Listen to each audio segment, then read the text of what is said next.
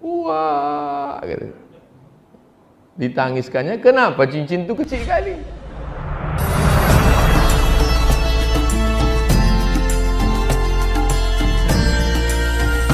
Assalamualaikum warahmatullahi wabarakatuh. Alhamdulillah, wassalatu wassalamu ala rasulillah wa ala alihi wa sahbihi wa man tabi'ahu wa mawalah. Ada 5 pertanyaan. Pertama, orang tua saya orang tidak mampu, ekonomi saya juga tidak baik. Mana yang saya dulukan, istri atau orang tua? Laki-laki diberi warisan 2 kali lipat warisan perempuan. Lidzakari mithlu hadzil unsayain. Kenapa? Karena laki-laki menanggung nafkah dan laki-laki pula menanggung kehidupan biaya orang tua. Jadi kalau posisinya emaknya, ayahnya susah, lalu istri, anak juga tanggungan, mana yang didulukan? Tak ada yang didulukan, dikebelakangkan. Karena lapar tak bisa ditunda. Itulah maka kami buat program pembagian beras, namanya SPBU. Apa kepanjangan Ustaz? Sedekah Pangan Bersama UAS. SPBU, Sedekah Pangan Bersama UAS. Setiap hari Jumat semalam bagi-bagi beras 11 ton. 11 ton 300 kilo. Bagi bapak ibu yang mau memberi beras, bawa beras. Yang tak sanggup membawa beras, transfer ke nomor berikut ini. Yang tak sanggup transfer, kami kirimkan relawan kami. Tak mau juga ngasih beras, tengoklah. Bukan saya mengancam, hadis ada. Allahumma ati munfiqan khalafa, kata malaikat. Siapa yang mau bersedekah, maka berilah ganti ya Allah, kata malaikat. Tapi ada malaikat satu lagi berdoa, Allahumma ati mumsikan talafa. Siapa yang tak mau bersedekah, binasakanlah ya Allah. Aku tak percaya hadis tuh. Katanya binasa, tetanggaku tak pernah sedekah, mobilnya mewah, rumahnya besar. Bukan masalah itu, tak ada barokah. Anak ganteng-ganteng, homo. Cantik-cantik, sakau. Bini selingkuh, laki dilarikan pelakor. Tak ada barokah hidup. Kita mau cari rezeki itu banyak dan barokah. Jadi kalau pilihannya antara 2, emak lapar, bini lapar, ada pula orang katakan, durukan orang tua, matilah bini kau. Bagi dua-duanya, makan dulu makanan pokok. Lapar tak bisa ditunda. Itulah awal motivasi kami berkumpul. Saya, Ustadz Al-Nob, sahabat-sahabat 35 orang, lapar tak bisa ditunda, kita sapu semua nih. Keliling Pekanbaru, daerah-daerah terisolir yang susah, mesti nanti baru ke daerah, baru dibawalah ke suku Talang Mama, ke suku Akit, pesantren sampai ke Siak, sampai ke Meranti. Meranti itu dapat 500 kilo tiap bulan. Sungai Pakning, jadi mengalir. Ustadz ada dapat beras tuh? Tak ada. Kita bagi-bagikan beras. Jangan pula ragu nanti, ini nampaknya Ustaz Somad ini pakai jas nih, duit beras kami nih, kan enggak. Memang ada logonya situ, YTWU, Yayasan Tabung Wakaf Umat. Saya bukan mengada-ngada pakai jas nih, saya macam dulu pakai koko, pakai sorban, cuman dikasih sama Yayasan Tabung Wakaf nih, supaya lebih berwibawa, kata dia. Biar yakin orang saya ustadz. Cuma gak pakai jas. Sesudah pakai jas nih, yakin bapak ibu saya ustadz? Alhamdulillah. Jadi tak ada istilah didulukan ini. Yang penting makan. Tempat tinggal juga begitu. Adapun masalah lebih, yang ini belikan cincin, yang ini belikan tudung, yang ini belikan.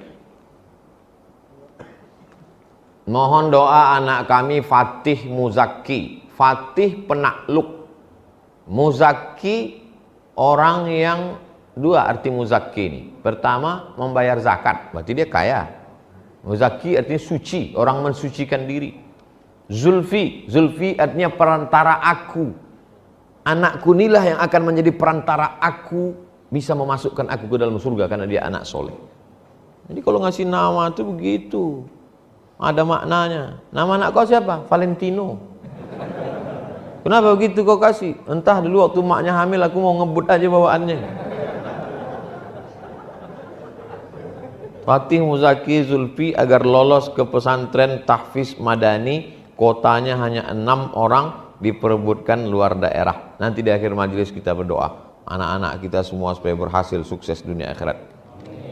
Yang paling penting dia bertauhid la ilaha illallah, jangan sampai dia sekuler, liberal, kafir, murtad, munafik. Mohon Ustadz cerita perjuangan Ustadz menuntut ilmu di tengah kesulitan, motivasi untuk kami yang sedang belajar. Ini nampaknya berarti tak ikut Instagram saya. Kan udah kutulis 3 hari yang lalu. Jadi anak-anak Kairo mau ujian, dimintanya lah saya video untuk supaya motivasi belajar kata dia. Jadi saya tak mau, saya takutnya bercakap habis itu dia tak dengar. Saya tulis supaya dia membaca dan direnungkannya. Nah, yang belum follow silakan follow. Yang sudah belum baca, nih saya bacakan. Adik-adik kelas UAS di Azhar mau ujian. Mereka minta pesan dan doa untuk motivasi belajar. 5 September 1998 aku sampai di Kairo. Beasiswaku 162 pon. 50 pon untuk sewa rumah, 50 pon untuk makan, 20 pon untuk diktat, 20 pon untuk ongkos bis, 20 pon kuselipkan di celah-celah kitab untuk uang siap-siap mana tahu sakit mendadak. Diktat itu ku baca 3 kali. Baca pertama ku pegang diktat dengan kamus. Baca kedua ku kasih garis. Yang penting garis merah, yang hijau penting, sangat penting garis merah. Ayat-ayatnya ku hafal, hadis-hadisnya ku hafal, ucapan-ucapan ulama ku hafal. Ku baca 3 kali. Baca ketiga ku buat ringkasan, tapi hanya rumus-rumusnya saja. Ringkasanku jarang dipinjam orang, karena yang paham isinya aku saja. Aku mesti lulus, karena kalau aku tak lulus beasiswaku putus 25%. Kalau aku tak lulus 2 kali beasiswaku putus. Aku tak mau minta duit sampai selesai kuliah. Aku tak akan minta duit. Aku tak miskin, aku cuma merasa cukup. Aku naik tingkat. Tahun 2000 aku pergi haji. Masih ada duit $300 yang kubawa waktu datang 1998. Duit itu bertahan. Aku tak pernah meminjam duit. Aku tak pernah mengutang sama orang. Dipukul ombak, dihempas gelombang, aku sampai di Makkah. Di bawah hotel Hilton, aku jumpa seorang ustadz terkenal. Kusapa dia, hidungnya saja yang menyahut. Aku sakit hati. Itulah mengapa sekarang kalau aku jumpa orang, ku biarkan dia mengambil gambar, aku senyum dengan dia, ku ajak dia bicara, ku doakan untuk membalaskan sakit hatiku di masa lalu. Tak ada orang memberi aku nasihat. Aku menasihati diriku sendiri. Aku mesti selesai S1 4 tahun. Aku mesti selesai S2 2 tahun. Aku mesti nikah dengan duitku sendiri. Aku mesti S3 2 tahun. Aku mesti profesor. Orang yang membenciku, ku doakan umurnya panjang supaya dia melihat kesuksesanku. Datuk Sri Ulama Setia Negara, Kai Mangku Jaga Dilaga, Profesor Syekh Abdul Somad LCMA PhD, tinggal almarhum. Dah jelas. Tak juga kalian termotivasi pergi ke jembatan Leton.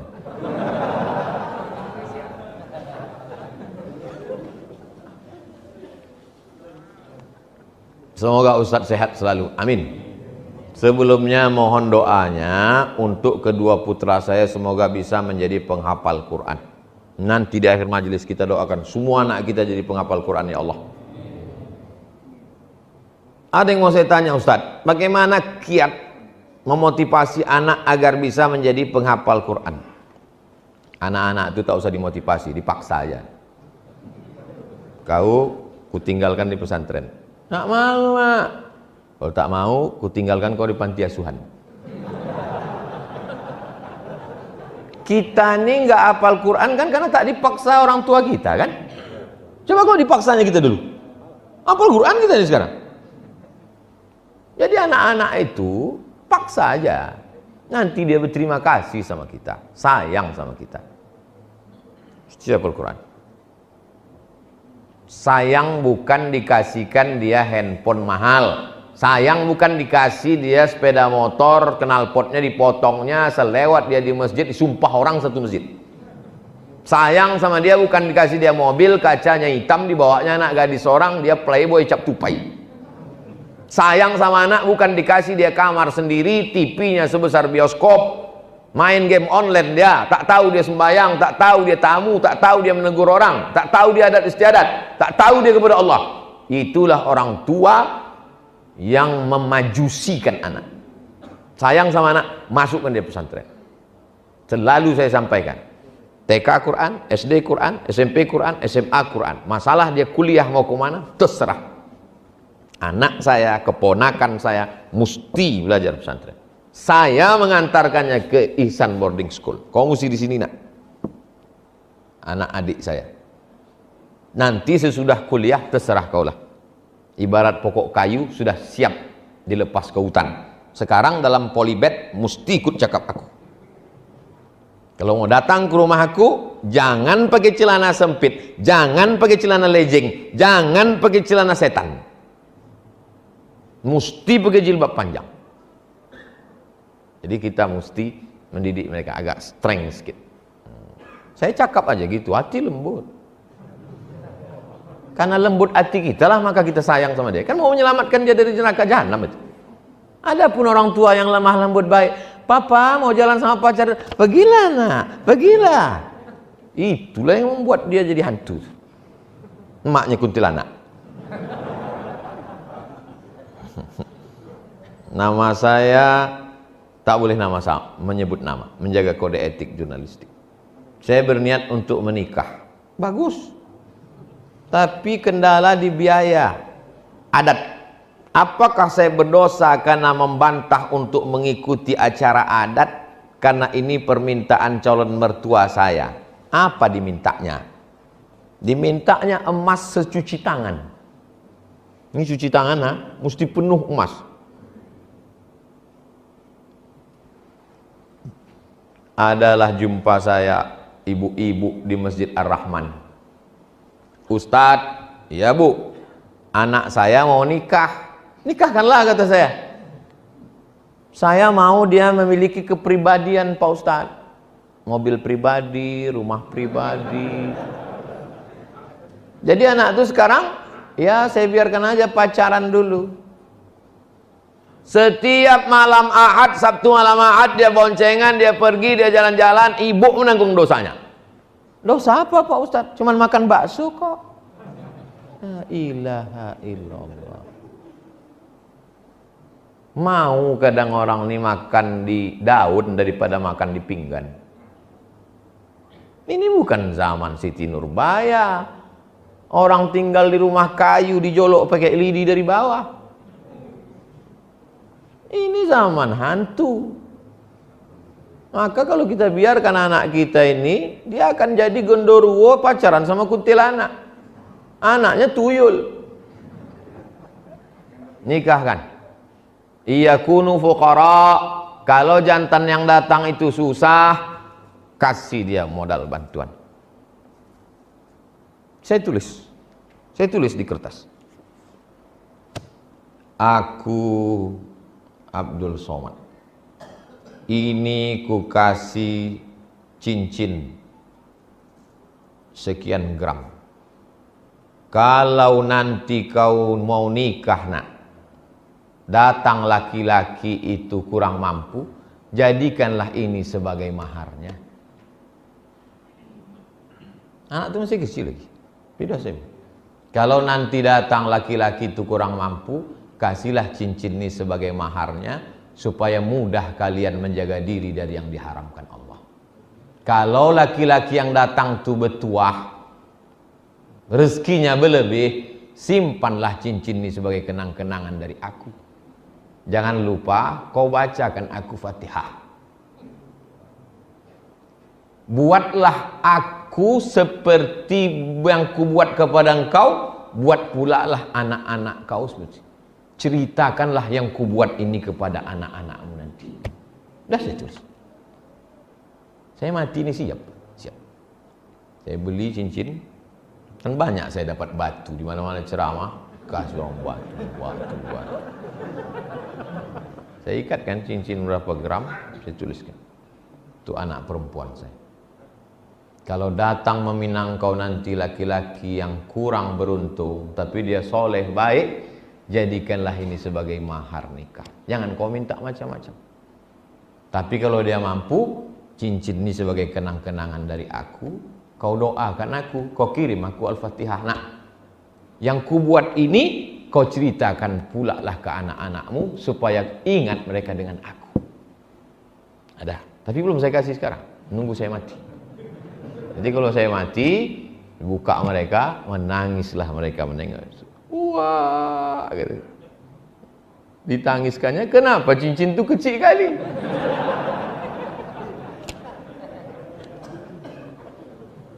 Bapak-bapak, ibu-ibu yang memahalkan mahar karena hanya untuk dunia, berzina dia, sesudah hamil baru dinikahkan dengan paksa, hidup sekali. Buatlah berarti. Jangan sampai menyesal. Akad nikah yang mestinya sakral dan suci, disitulah kau mengamuk. Ku nikahkan engkau dengan anak mahar habis ni, jangan kau datang dengan ku sipakkan dari kepala kau. Ngamuk. Dah, anak-anak muda, balik dari sini kan siapkan. Mahar udah kuturunkan, udah standar. Sebelum mati bapak ibu ini berubah, majulah kalian. InsyaAllah Yayasan Tabung Wakaf akan membuat nikah masal nanti. Anak muda, kalian pinang. Jangan kalian minta bawakan pinang sama saya. Nanti saya diterima bapak ibu nih. Ala hazihi niyah wa kulli niyatin sholihah. Al-Fatihah. A'udzu billahi minasy syaithanir rajim. Bismillahirrahmanirrahim. Alhamdulillahi rabbil alamin. Ar-Rahmanir Rahim. Maliki yaumiddin. Iyyaka na'budu wa iyyaka nasta'in. Ihdinas siratal mustaqim. Siratal ladzina an'amta 'alaihim ghairil maghdubi 'alaihim waladdallin. Amin. Allahumma shalli ala sayyidina Muhammad wa ala ali sayyidina Muhammad. Assalamu alayka ya Rasulullah. Allahumma inna natawassalu alaihi wa sanassalu ilaika bisirril Fatihah. Kami mohon kepada engkau dengan kemuliaan surat Al-Fatihah, wa bijahi nabiyika Muhammad sallallahu alaihi wasallam, dengan kemuliaan Nabi Muhammad sallallahu alaihi wasallam, an taqdi hajatina, tunaikan segala hajat-hajat kami ya Allah, wa tuballigh maqasidana, sampaikan maksud-maksud niat baik kami ya Allah. Ya muyassir kulla asir, engkau memudahkan segala yang sulit, fayassir lana umurana umurud dunya wal akhirah, mudahkan urusan dunia urusan akhirat. Allahumma la sahla illa ma ja'altahu sahla wa anta taj'alul hazana idza syi'ta sahla. Allahumma ja'al abna'ana wa banatina min huffazil Qur'an wal hafizat, jadikan anak-anak kami menjadi para penghafal Quran. Allahumma faqihhum fid din, dalamkan ilmu agama mereka, wa 'allimhut ta'wil, ajarkan mereka pemahaman Quran yang benar. Allah maftah lahum futuhal arifin, bukakan pintu hati mereka untuk beramal soleh dengan ilmu yang sesuai ahlu sunnah wal jamaah ya Allah. Wahfazhum min kulli su' wa syar, jaga anak-anak kami dari segala perbuatan tercela. Allahumma dafa'anhumul ghala wal waba wal fahsya wal riba wal zina wal munkar. Selamatkan anak-anak kami dari riba, dari narkoba, dari zina, dari LGBT, dari perbuatan keji dan mungkar. Allahumma rzuqnal istiqamata ala syariatil gharra wa tariqatil bayda. Berikan kami istiqamah dalam agama yang benar ini ya Allah. Allahumma jma'na ma'al habibil mustafa fi jannatikal ula. Satukan kami dalam surga Jannatul Firdaus bersama Nabi Muhammad sallallahu alaihi wasallam. Allahumma khtim lana bi husnil khatimah wa la takhtim alaina bi su'il khatimah. Rabbana atina fid dunya hasanah wa fil akhirati hasanah wa qina adzabannar. Wa sallallahu ala sayyidina wa maulana Muhammad wa ala alihi wa sahbihi wa sallam walhamdulillahi rabbil alamin. Taqabbalallahu minkum minna wa minkum taqabbal ya karim. Terima kasih perhatian Bapak Ibu, mohon maaf segala silap, salah cakap, tak berkenan di hati dan lain sebagainya. Kita jaga protokol